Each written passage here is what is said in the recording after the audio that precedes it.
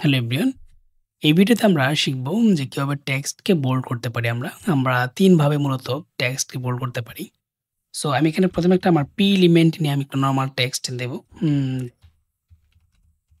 Normal text এটা। আমরা ডিফারেন্সটা করার জন্য, বোঝার জন্য আমরা এটা একটা নরমাল টেক্সট এই জায়গায় নিলাম।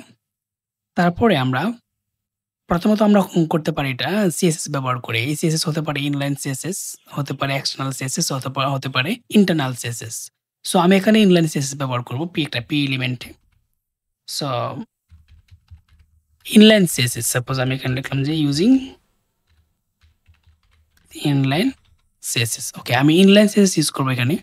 এখানে একটা স্টাইল অ্যাট্রিবিউটের ভেতরে আমি লিখব যে এটার ফন্ট ওয়েট দিব এখানে। ফন্ট ওয়েট প্রপার্টিজ করব। তো ফন্ট ওয়েট আমি এখানে বোল্ড দিব। সো আপনি এখানে দেখেন যে নরমাল টেক্সট যেটা এটার পরে আমরা যে using CSS using inline CSS টেক্সটটা এটা একটু বোল্ড হয়ে যেতে। তারপরে একটা সিস্টেম আরেকটা হলো যে আমরা বি এলিমেন্ট ব্যবহার করে বি এলিমেন্টের ভেতরে যদি টেক্সট রাখি তাহলে এটা বোল্ড হবে।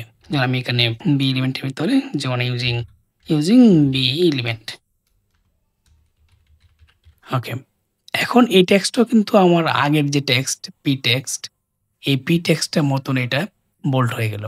ওকে, তারপর একটা আছে যে স্ট্রং এলিমেন্ট ব্যবহার করে।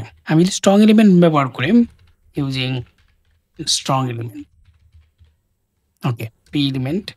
সো এখানে আমি একটা বিআর ট্যাগ দিলাম। বিআর ট্যাগ দিয়ে লাইন ব্রেক করলাম এখানে। সো পি এলিমেন্ট আমি যেটা ইনলাইন সিএসএস ব্যবহার করছি। সো এটাও বোল্ড হয়েছে। তারপরে পরের ২ টা এটাও বোল্ড হয়েছে। সো এখানে আমরা ৩ ভাবে মূলত করতে পারি। ইনলাইন সিএসএস ব্যবহার করে, যে ১ম টা আমরা করলাম সিএসএস ব্যবহার করে ইনলাইন সিএসএস। আপনি চাইলে এক্সটার্নাল সিএসএস ব্যবহার করতে পারেন বা ইন্টারনাল সিএসএস ব্যবহার করতে পারেন হেডার পার্টে। সো তারপর করতে পারেন বি এলিমেন্ট ব্যবহার করে। যেমন ইউজিং বি এলিমেন্ট টেক্সট দেখতে পাচ্ছেন এখানে। তারপর আমরা করতে পারি স্ট্রং এলিমেন্ট ব্যবহার করে।